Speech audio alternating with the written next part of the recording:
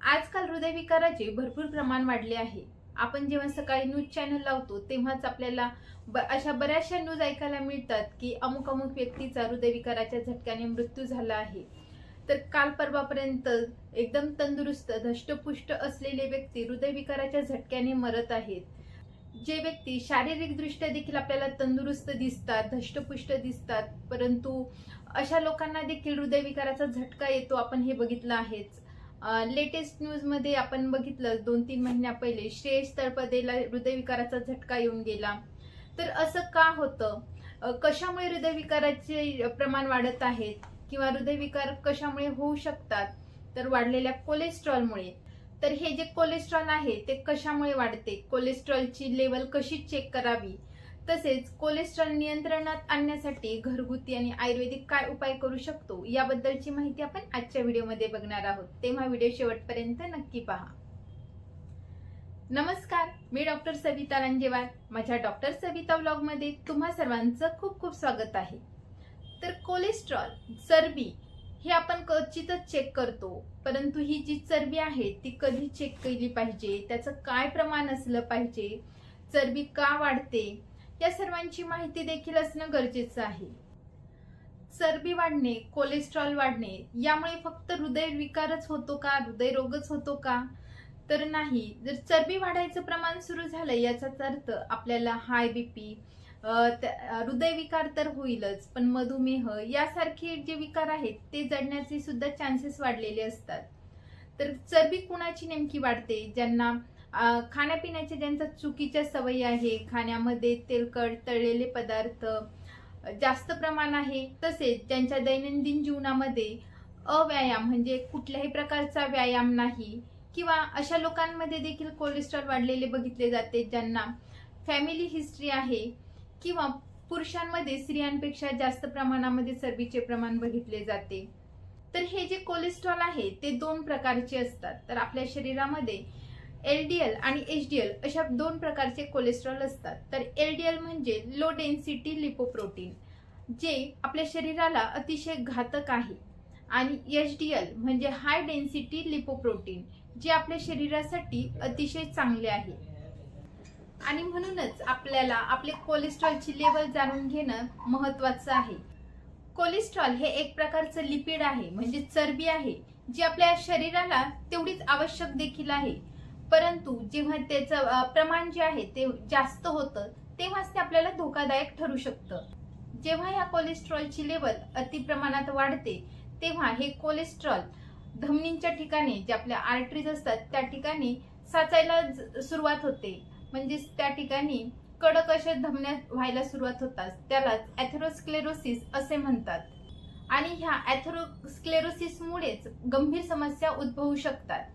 जसं की आपले जे हृदय आहे त्याला व्यवस्थित रक्तपुरवठा पोहोचत नाही, किंवा आपले जे पाय आहेत तर दोन्ही पाय, हात या ठिकाणी व्यवस्थितपणे रक्तपुरवठा पोहोचला जात नाही. त्यामुळे बऱ्याच जणांना हातापायाला मुंग्या येणे यासारख्या समस्या बघितल्या जातात. त्यानंतर तिसरं म्हणजे आपले जे मेंदू आहे त्याला सुद्धा जर एथेरोस्क्लेरोसिस असेल तर मेंदूला व्यवस्थितपणे रक्तपुरवठा होत नाही. तर हे जे कोलेस्ट्रॉल असतं ते सगळ्यांच्या शरीरामध्ये तयार होत असतं आणि ते धमन्यांमार्फत पूर्ण आपल्या शरीरभर फिरत असतं. जर तुमच्या रक्तामध्ये हाय कोलेस्ट्रॉल असेल, कोलेस्ट्रॉलची जी लेवल आहे ती वाढलेली असेल, तर बरेच वर्षानुवर्ष ते आपल्याला समजत नाही. वर्षानुवर्ष आपण हाय कोलेस्ट्रॉल सोबत जगू शकतो, परंतु जेव्हा आपल्याला हातापायाला मुंग्या यायला लागतात, बीपी वाढलेला असतो, मधुमेहाचा सुरुवात झालेली असते, तर अशा वेळी कोलेस्ट्रॉलची लेवल चेक करणं महत्वाचं ठरतं. पुढे चालून जर कोलेस्ट्रॉलची लेवल अशाच प्रकारे वाढत राहिली, त्याचं रूपांतर एथेरोस्क्लेरोसिस आणि मग पुढे चालून हृदयविकाराचा झटका, स्ट्रोक यासारखे जे गंभीर आजार होण्याचे चान्सेस जास्त असतात. तर कोलेस्ट्रॉलची लेवल ही कधी चेक करावी आणि किती काळाने चेक करावी, कुणी चेक करावी? तर हे जे कोलेस्ट्रॉलची लेवल आहे त्यालाच लिपिड प्रोफाईल असं म्हणतात. तर ह्या लिपिड प्रोफाईल आपण कधी चेक करावं? साधारणतः 20 वर्षापर्यंत एक वेळा चेक करावं, आणि 20 ते 40 वर्षापर्यंत दर 5 वर्षांनी एक वेळा चेक करावं, आणि 40 वर्षाच्या नंतर जवळपास 1 किंवा 2 वर्षाच्या अंतराने आपण आपली लिपिड प्रोफाईलची लेवल चेक करावी. जर त्यामध्ये जर काही शंका आल्या, जर वाढलेली लेवल असेल तर अशा वेळी दर 6 महिन्यांनी ही जी लिपिड प्रोफाईलची टेस्ट आहे ती करावी. जर तुमच्या घरामध्ये फॅमिली हिस्ट्री असेल, जसं की हाय बीपी असेल, हाय कोलेस्ट्रॉल असेल, किंवा कुणाला शुगर असेल, मधुमेह असेल किंवा हृदयविकार असेल, तर अशा वेळी आपण जी आपली लिपिड प्रोफाईलची जी टेस्ट आहे ती आपण दर वर्षाला चेक करणं तेवढंच आवश्यक ठरतं. तर ही जी लिपिड प्रोफाईलची टेस्ट आहे तर यामध्ये एकूण कोलेस्ट्रॉल म्हणजे टोटल कोलेस्ट्रॉल आपल्या शरीरामध्ये किती आहे, आपल्या रक्तामध्ये एकूण चरबी किती आहे त्याचं प्रमाण सांगते. त्यानंतर दुसरी टेस्ट असते LDL म्हणजे लो डेन्सिटी लिपोप्रोटीन, त्याचं प्रमाण आपल्या शरीरामध्ये किती आहे. LDL ला बॅड कोलेस्ट्रॉल असं म्हटलं जातं आणि ह्या वाढलेल्या LDL मुळेच हृदयविकार, हाय बीपी, हाय कोलेस्ट्रॉल आपण आहे असं समजतो. त्यानंतर HDL म्हणजे हाय डेन्सिटी लिपोप्रोटीन, तर हे जे लिपोप्रोटीन आहे ते आपल्या शरीरासाठी गुड कोलेस्ट्रॉल समजलं जातं, कारण की ह्याचं काय काम असतं, जर आपल्या शरीरामध्ये अतिरिक्त चरबी तयार होत राहिली तर तिला बाहेर काढून टाकण्याचं काम हे HDL करत असतं. चौथा प्रकार म्हणजे ट्रायग्लिसराईड. तर हे जे ट्रायग्लिसराईड आहे ते जर आपल्या रक्तामध्ये वाढलेलं असेल तर त्यामुळे हृदयविकाराचा किंवा स्ट्रोकचा धोका वाढू शकतो. जेव्हा आपण लिपिड प्रोफाइल टेस्ट करतो तेव्हा आपलं टोटल कोलेस्ट्रॉल हे 200च्या आतमध्ये, LDL कोलेस्ट्रॉल हे 100च्या आतमध्ये, तर HDL कोलेस्ट्रॉल हे 60 किंवा त्याच्यापेक्षा जास्त असावे तरच आपला हार्ट हे हेल्दी राहते. आणि जर तुमच्या टोटल कोलेस्ट्रॉलची लेवल ही 200 ते 240च्या दरम्यान असेल, LDL कोलेस्ट्रॉलची लेवल ही 100 ते 160च्या दरम्यान असेल आणि HDL कोलेस्ट्रॉलची लेवल पुरुषांमध्ये 40 ते 60 आणि महिलांमध्ये 50 ते 60च्या दरम्यान असेल तर तुम्हाला भविष्यात हार्ट डिसीज होण्याचे, हाय कोलेस्ट्रॉल होण्याचे तसेच हाय बीपी होण्याचे चान्सेस असू शकतात. जर तुमचे टोटल कोलेस्ट्रॉल 240 पेक्षा वर असेल, LDL कोलेस्ट्रॉल हे 160 पेक्षा वर असेल आणि मात्र HDL कोलेस्ट्रॉल जे आपल्या हार्टसाठी अतिशय उपयुक्त असतात ते जर पुरुषांमध्ये 40 पेक्षा कमी असेल आणि स्त्रियांमध्ये 50 पेक्षा कमी असेल तर तुम्हाला भविष्यामध्ये हार्ट डिसीज, हाय कोलेस्ट्रॉल, हाय बीपी होण्याचे चान्सेस हे वाढतात.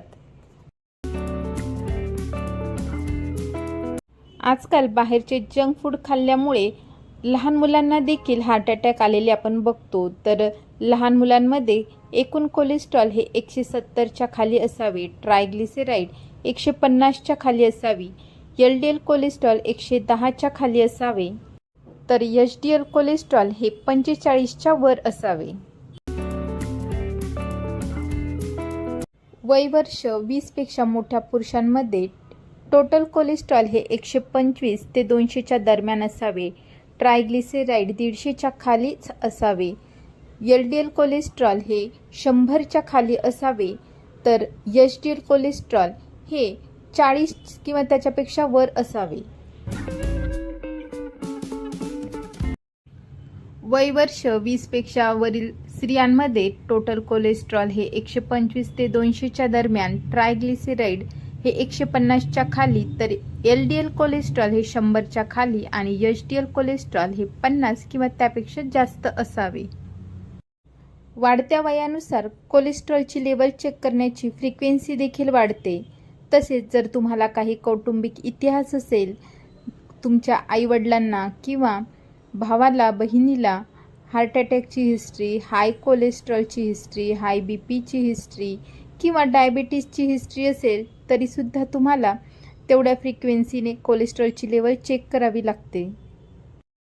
20 वर्षाच्या आतील मुलामुलींनी किमान एक वेळा तरी कोलेस्ट्रॉलची लेवल चेक करावी. त्यानंतर वयोगट 20 ते 44 अशा लोकांनी दर 5 वर्षांनी कोलेस्ट्रॉलची लेवल चेक करावी. वयोगट 45 ते 65 अशा लोकांनी दर 1 ते 2 वर्षांनी कोलेस्ट्रॉलची लेवल चेक करावी. वयोगट 55 ते 65 या गटातील लोकांनी दर 1 ते 2 वर्षांनी कोलेस्ट्रॉलची लेवल चेक करावी.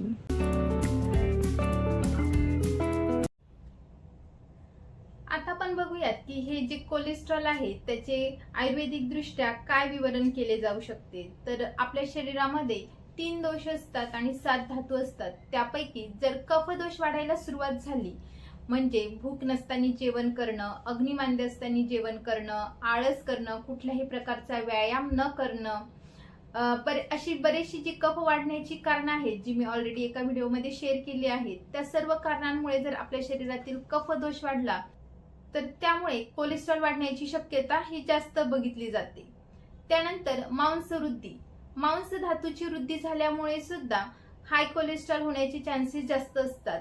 त्यानंतर मांस आणि मेदवृद्धी, तर यामध्ये पोटाची चरबी वाढणं, मांड्यावरचे जे चरबी असतात त्या वाढणं, जर अशी लक्षणं दिसायला लागली तर आपलं कोलेस्ट्रॉलची लेवल चेक करणं आवश्यक आहे. आपल्या शरीरामध्ये कोलेस्ट्रॉल वाढू नये तर आपण यासाठी घरगुती काय उपाय करू शकतो. तर जर तुमचं कोलेस्ट्रॉल वाढलेलं असेल तर तुम्ही खाण्यापिण्याचे पथ्य पाळणे गरजेचं आहे. तर आपल्या शरीरातील कोलेस्ट्रॉलची लेवल वाढू नये किंवा जर लेवल वाढलेली असेल तर ती नियंत्रणात कशी आणावी, तर यासाठी आपण काय घरगुती उपाय करू शकतो. तर सर्वात प्रथम म्हणजे दिनचर्येचं पालन करणं, ऋतुचर्येचं पालन करणं आवश्यक आहे. जर आपण दिनचर्येचं पालन केलं, रोज सकाळी उठून अभ्यंग वगैरे करून व्यायाम वगैरे करणं फार गरजेचं आहे. बरेच जण आजकाल सेडेंटरी लाईफस्टाईल असल्यामुळे व्यायाम बऱ्याच जणांच्या आयुष्यातून अगदी वर्ज्य झाल्यासारखं आहे किंवा बरेच जण आपल्या सवडीनुसार व्यायाम करतात, परंतु व्यायाम हा सकाळी करण्याचीच गोष्ट आहे. त्यानंतर आजकाल जर खाण्यापिण्याची ज्या सवयी आहेत त्या प्रचंड बदललेल्या आहेत. बाहेरचं खाणं आहे, जंक फूड, मैद्याचे पदार्थ, तळलेले वडापाव, समोसा यासारखे जंक फूड्स खाणं, या सर्वांमुळे कोलेस्ट्रॉल वाढण्याची चान्सेस, ट्रायग्लिसराईड वाढण्याची चान्सेस जास्त असतात. जास्त प्रमाणात जर तुम्ही मिठाई खात असाल तर ट्रायग्लिसराईड नक्कीच वाढते. तर आपण आता पाहूयात की हे सर्व आपण नियंत्रणात कसं आणावं. तर सर्वात पहिले आहारामध्ये बदल करणं. तर आहारामध्ये ज्वारी बाजरीच्या भाकरीचा समावेश करणं, त्यानंतर फळभाज्यांचा समावेश आपल्या आहारामध्ये असावा. तळलेले पदार्थ खाणे टाळावे. दुधाचे ज्या मिठाई बनवलेल्या असतात मिठाई खाणे सहसा टाळावे. पांढऱ्या रंगाचे सर्व पदार्थ खाणे टाळावे, जसं की मैदा, मीठ, दुधापासून बनवलेल्या मिठाई, पनीर, चीज यासारख्या गोष्टी खाणं टाळावं. धूम्रपान आणि मद्यपान केल्याने देखील कोलेस्ट्रॉलची लेवल वाढण्याचे चान्सेस असतात, म्हणून कुठल्याही प्रकारचे व्यसन बाळगू नये. जर तुमचं वजन अतिप्रमाणात वाढलं असेल, पोटावर चरबी वाढली असेल तर वजन कमी करण्याचा प्रयत्न करावा. जर तुम्हाला हाय कोलेस्ट्रॉल असेल तर तुम्ही करडईची जी भाजी असते, करडईच्या या पानांची भाजी बनवून खावी. तर ही भाजी ज्यांची कफ प्रकृती आहे, वात प्रकृती आहे अशा लोकांनीच खावी, कारण की हिचं जे वीर्य आहे ते उष्ण आहे, ती गरम पडू शकते, म्हणून पित्त प्रकृतीच्या लोकांनी करडईचे सेवन सहसा टाळावे. तर करडईमुळे जर तुम्ही 1 आठवडा करडईची भाजी खाल्ली तर तुमची कोलेस्ट्रॉलची पातळी नक्कीच लेवलमध्ये येईल. जवसाचा समावेश देखील आपल्या आहारात करावा. जवसाची चटणी किंवा कुठल्याही मार्गाने जवसाचे सेवन करावं. जवसाचे सेवन केल्यामुळे कोलेस्ट्रॉलची लेवल 1 आठवड्यामध्ये जवळपास 6 ते 11% कमी व्हायला मदत होते. त्यानंतर लसणाचा समावेश आपल्या जेवणामध्ये असावा किंवा 2 ते 3 लसणाच्या पाकळ्या मोहरीच्या तेलावर थोड्याशा भाजून घेऊन परतून घेऊन त्या खाव्यात. परंतु ज्यांची पित्त प्रकृती आहे अशा लोकांनी लसणाचा अतिवापर करणे टाळावे. फिश ऑइलमध्ये भरपूर प्रमाणामध्ये ओमेगा 3 फॅटी ॲसिड्स असतात, जे आपले हाय कोलेस्ट्रॉलची लेवल कमी करायला मदत करतात. त्यामुळे याचे सेवन तुम्ही करू शकता, परंतु पुन्हा एकदा पित्त प्रकृतीच्या लोकांनी काळजीपूर्वकच याचे सेवन करावे. आयुर्वेदिक औषधांमध्ये चंद्रप्रभा वटी, आरोग्यवर्धिनी वटी, कांचनार गुगुळ, सिंहनाथ गुगुळ, गोक्षुरादी गुगुळ यासारख्या औषधांचा वापर केला जातो. आपला कोठा रोजच्या रोज साफ झाला पाहिजे, आपलं पचन व्यवस्थित राहिलं पाहिजे, याकडे लक्ष देणं गरजेचं आहे. जर तुमचा कोठा रोजच्या रोज साफ होत नसेल, रोजच्या रोज शौचास होत नसेल तर त्याकडे आधी लक्ष द्यावं. जर शौचास साफ होत नसेल किंवा होतच नसेल तर अशा वेळी रात्री झोपायच्या आधी गंधर्व हरितकी चूर्ण 5 ग्रॅम कोमट पाण्यामध्ये घ्यावं. जर तुम्हाला वाटत असेल की आपलं कोलेस्ट्रॉल नियंत्रणात राहावं किंवा तुमचं कोलेस्ट्रॉल वाढलेलं असेल तर तुम्ही आपल्या जीवनामध्ये रोजच्या दैनंदिन जीवनामध्ये व्यायामाचा समावेश करावा.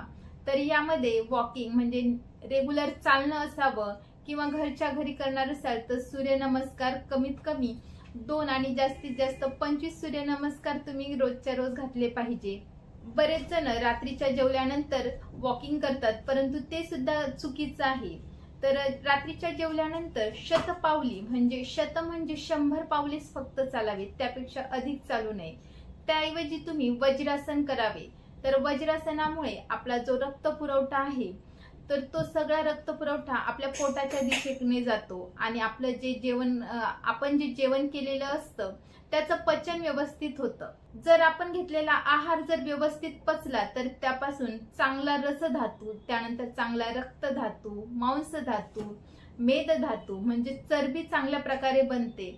जर आपल्या मेटाबॉलिझम मध्येच काही गडबड झाली असेल तर चरबी तयार व्हायला सुरुवात होते आणि ही जी वाढलेली चरबी आहे ती आपल्या आर्टरीज मध्ये पोटाच्या ठिकाणी जमायला सुरुवात होते. तेव्हा हेल्दी का हेल्दी राहा, आयुर्वेदाला जवळ करा. थँक्यू.